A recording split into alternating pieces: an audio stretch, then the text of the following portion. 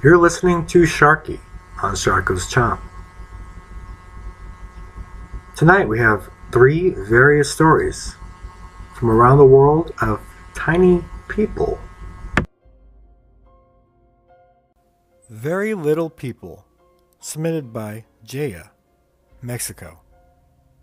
For many of the people who come from Mexico, you know that Mexico is just filled with ghost stories and myths. For all of you who don't know, well, now you know. There are many, many stories of myths told in the town where my parents are from.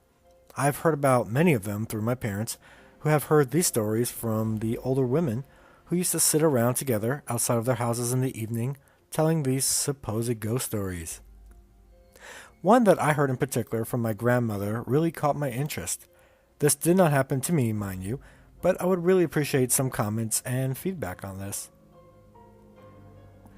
My grandma said that when she was little, her mother used to tell her about these tiny little people, as in Thumbelina kind of people, that were supposedly mischievous and would always steal small personal objects in your house if you weren't careful.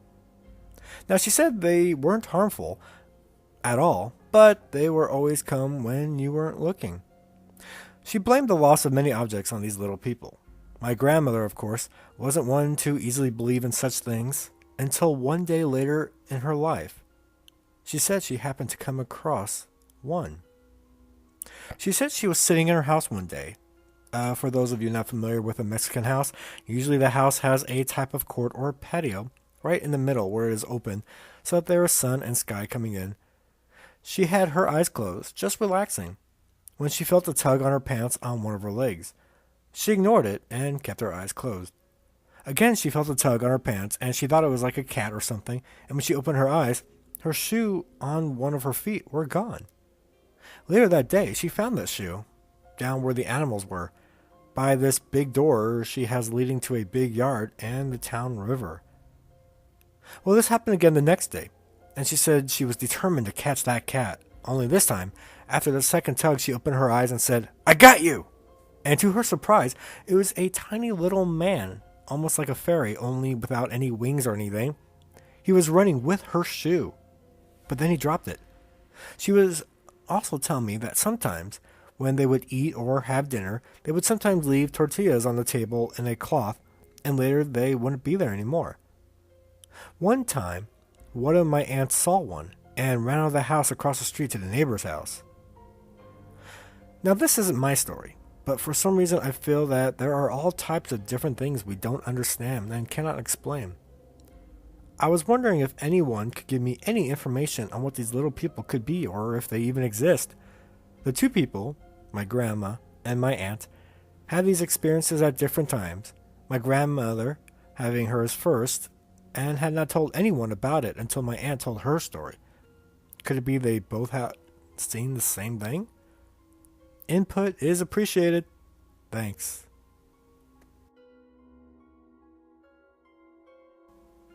The Goblin, submitted by Celine02, Sweden. First of all, thank you for letting me share my paranormal experiences. I also like reading about other people's experiences as well. The story I'm going to tell you about sounds incredible, but it happened to me and there are several witnesses when it happened, which was in my home at the time. Among the witnesses there were people who just don't believe in supernatural things. I live in Sweden, although I'm not native. I come from South America, but I have been living many years here. Stories about spirits from the forest and the earth are part of the folklore of this country, and with my experience I learned that they're not just stories, they are real. Around 2004, I started to become interested in tarot readings, and I bought a deck and a book, The Fairies Oracle Cards, of author Brian Froud. I started to read the book. At the beginning of the book, there are some exercises to connect with fairies. I did the exercises without many thoughts about it, other than just having fun. I was used to taking long walks in the forest near home, a place where there are no buildings, and it is a protected wild area. As I was taking one of my walks, I started to feel a presence. The presence was in a certain spot in the woods. It was early evening, and as I was walking, a woman came out of nowhere and started to walk behind me. I felt a very strange uneasiness, and after a minute I turned around and there was nobody there. There were other people walking a little behind me, I waited and asked them if they saw a woman walking behind me. They should have seen her since they were not so far away from me, but they said no and looked at me like I was insane and carried on their walk. After that incident, many strange things at home did happen. I got a necklace from a friend once. When I came home, I could not find it. It just disappeared. I blamed my children, but they told me they didn't even know I had a necklace. After scolding them, I went to my room and there it was, in the middle of my bed. It disappeared first from my desk. Soon after the necklace incident, the TV remote control got lost for days and we couldn't find it. I never thought so much about it until I started to visit friends of mine and they started to complain that their TV remote control was gone and they couldn't find theirs. One day, I went to visit my mom in the north. We rented a film and we were just about to watch it when we discovered that the remote control of the CD player was gone. Nobody takes things from my mom's room and we searched everywhere. We couldn't find it anywhere. Thus, our evening was ruined because her CD player didn't work without the remote control. The CD player didn't have buttons to push. Later, when my mom was moving from the house, they found the CD player remote control hidden inside a cable wire tube that was behind the working desk my father used to write and do his office work. The desk was in a very little room under a step, a very narrow place to come in. The remote control was pushed inside this tube, hidden in the wall, very deep, and it was just lucky that my parents found it again. In my apartment sometimes, I started to see a dark shadow running very fast through the corridor. The shadow was short. During the night, I felt like somebody very little, I compared it with a 6-year-old child's body, had climbed onto my bed and sat over my hips. I started to understand what it was at the time, and I started to talk to it and tell him off. My ex-husband complained to me one day that when we went by my apartment and wanted to talk about some party my youngest son was going to have, he called to my door. I didn't answer, although he knew I was there because he lifted the mail lock and heard me walking inside the apartment. I had to tell him that nobody was home. He assured me that he did hear someone walking there, but I told him again that I was not there, and I had to tell him what was going on. But he didn't believe me. One night, I went to the kitchen as I heard noises and saw him at last. He was no higher than 1.30 meters approximately. He looked like a teenager. He was completely dressed in green. I thought of Peter Pan when I saw him. His hair was a little afro, short, blonde, almost white blonde kind of. His eyes were a little like Asian people and light blue. He was really beautiful in a strange way, and the gesture of his face was playful, at the same time malevolent. I noticed that he had several deep wrinkles around his eyes, which indicated to me that he was not as young as he looked. I realized then that he must have been very old. I ran out of my apartment as I was really scared of him and came back the next day. Everything was quiet for some days. The TV started to turn on by itself.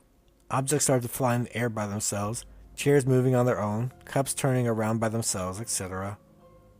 One day, the TV remote control was missing as usual, but I was so used to it that I didn't really care much about it. I was peacefully reading the news in my computer when my daughter and son were watching TV near my desk. Suddenly, all of us jumped from our place when the remote control was thrown on the floor near my chair. It was broken. It came from nowhere. The same day in the evening, I was talking and playing with my children when a plastic toy that was lying on the bed jumped in the air and almost hit my son in the face. I became really mad and told him to leave us alone. The next day, I was going to cook a chicken in the oven, and after some minutes started to smell burnt oil. I took the saucepan from the oven, and the oil from the chicken was dripping from under the saucepan. I took it away and discovered that it had several holes in the bottom. It looked like someone used a knife to them. I tried to put a knife through it, but it was impossible for me to do a hole in the bottom of the saucepan. The goblin was angry with me. I was forced to ask somebody to help me, doing a cleansing ritual, and after that I didn't feel him around us anymore. But after that, I had a terrible period of bad luck, and I don't know if it has to do with this creature or not. It was a terrible period of my life that finished at last in 2008. But since 2008, I haven't experienced anything else like this, but every time I go for a walk in the forest, I can sense where these nature spirits live. Their energy is quite known to me, and I can say exactly where they live, and can sense their usual paths in the forest. I can sense where they used to walk.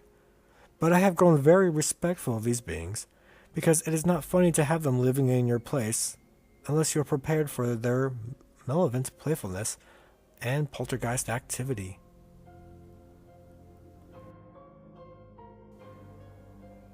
Autonomous Toy Creatures, submitted by Tweed, Australia.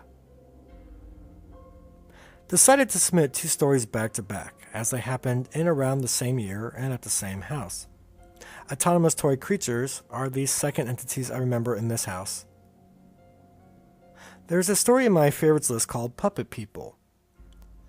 This person's experience echoed with striking similarity, something I long assumed were a couple of childhood dreams. Ever since reading Puppet People, and a few similar experiences in the comments, I've been fascinated with these odd toy, puppet-like creatures. Recently I did a bit of digging, and one detail has thrown the dream theory sideways. Approximately 1985. I was around 4 to 5 years old, living in the same house where I saw my first ghost, my guardian. I could write an entire volume about my love for that house and the garden. It was the best place to grow up in. One of my favorite nightly activities, bedtime procrastination techniques, was to climb out of my parents' bed while they were kicking back in the lounge room. I was pretty proud of this accomplishment because it was a waterbed, thus seemed near impossible to climb the shiny solid wood block fortress walls which chambered the water mattress. With the bed conquered, I could reach and switch on the bedside lamps. From here, I would pretend to be a panther prowling around the slow-moving surface until I eventually fell asleep. Ah, fun times. One such night, I conked out and curled up and to have a doze. I noticed a spider on the wall and recognized it as a huntsman. The huntsman, or huntsman plural, is a large Australian spider which looks like a brownish hairy tree tarantula. I'm convinced they are tree tarantulas, but for some reason in Australia they are called huntsmen. Fun fact, the title of the movie Snow White and the Huntsman is highly amusing, but I digress. This huntsman on the wall was different. It was, for a lack of a better description, colorful. I recall red and yellow patterns and a slightly different brown. Its legs were thin and tapered. It had only 4 legs, and it was striking a star pose. There was something very strange about this huntsman. I stared at it in wonder. Another odd thing about Australian culture worth mentioning, roughly 90% of Australians will tell you huntsmen don't bite, they're harmless. Fact, they do bite. Fact, they're harmless in the sense they want to get away from you, after or before biting you. Either option is cool with Mr. Huntsman. My pay no mind reaction to the huntsman was based on wacky Australian conditionings. As I gazed upon this peculiar huntsman, my attention broke to a sound of murmuring voices, clear and deep, but muffled. At first I thought it was Dad from the lounge, but the muffled voices were coming from a much closer source. I glanced around, nothing. I looked at the huntsman, he's still there, chilling out. I was looking to the left when I saw, out of the corner of my eye, my parents' curtain wardrobe move. The curtain wardrobe was a wardrobe without a door. Dad put a curtain on the front as a makeshift door. This fabric had moved. I looked to the wardrobe curtain. The voices were still murmuring. Then came light, quick footsteps on the seagrass matting floor. I don't know if I could hear or understand what these voices were saying. What I can remember is one saying, "Quick," and "Hurry up." These 2 statements were particularly clear and deep. They sounded closest. I was in the middle of the bed. Slowly, I edged to the end of the bed to where the wardrobe and voices were.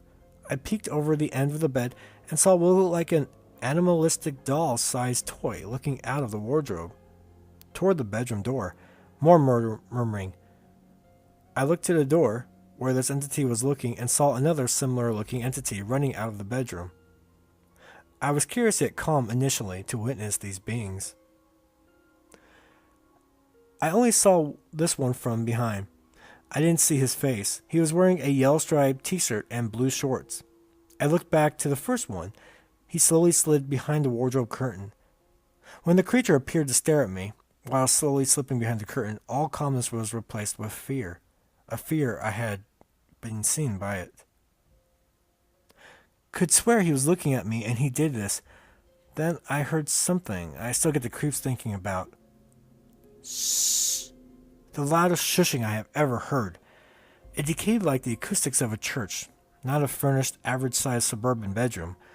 Everything fell silent, but for the TV in the lounge. I made haste on the other end of the bed, as far away as possible, and hid under the covers. I wanted to yell for my parents, but I knew they'd just put me in my bed. The one running had turned the corner in the direction of my room. I definitely wasn't going in there. I peeked out from the covers and stared at the huntsman again. For some reason, this was comforting, like having company. I continued to stare at Fancy Pants Huntsman until Mum came in the room and carried me to my room. I demanded Mum remove all the dolls from my bedroom. I don't know why, but I had an aversion to dolls after this. These creatures didn't look like dolls, though. They looked more akin to soft toys, so I don't know why I didn't freak out about the soft toys instead. The other time I saw one of these guys was in the backyard. This time is less vivid and less eventful. I was around the same age, and it wasn't too long after the first time. It wasn't my guardian, who I used to hear sometimes, as I was playing on the lawn and heard a deep, resonant voice again. Immediately, I remembered a colorful huntsman night. I looked to the direction of the voice, which was coming from a part in the backyard which was completely overgrown and gnarly. In the direct sunlight, I saw a light pink-skinned toy-like thing with black eyes, nose, and frizzy sort of hair wearing a sweater scamper into the wandering dew. Didn't hear or see anything more than that. The appearance of these creatures were similar, but each had their own unique look. The two whose face I saw both had black beady eyes, black noses, and red lips. Their skin looked like it was made of a smooth cloth. Their hair was frizzy, as if it had been teased.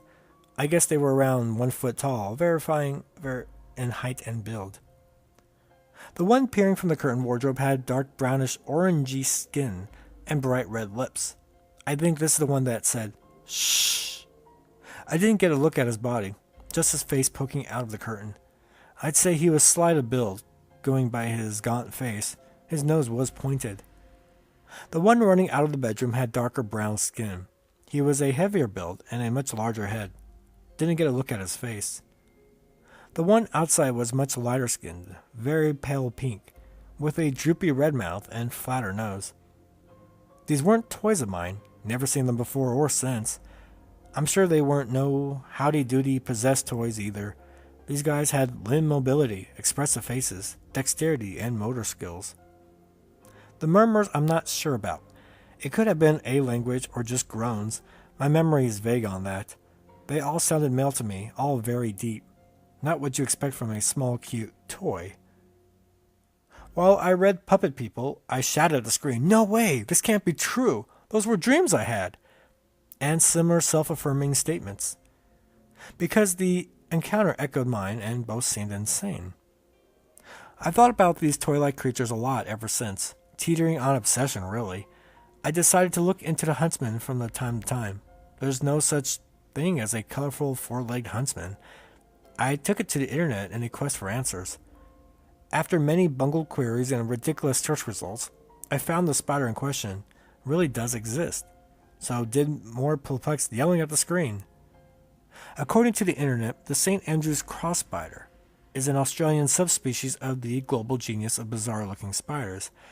The St. Andrew's cross spider is similar in appearance to a thin, wispy-legged huntsman with bright yellow and red markings. The St. Andrew's cross spider rests by placing its front and rear legs together, resulting in the appearance of a four-leg pose, or an X, like that. That's where it gets its name. That's how it looked on the wall. There is more info on matching X design, which it builds into its curricular web and rests upon its matching Saturn pattern. Ah, little spider gone flare. As a side note, the moment I clapped eyes on photos of the St. Andrew's cross spider, the night came flooding back into a torrent of profound snapshots.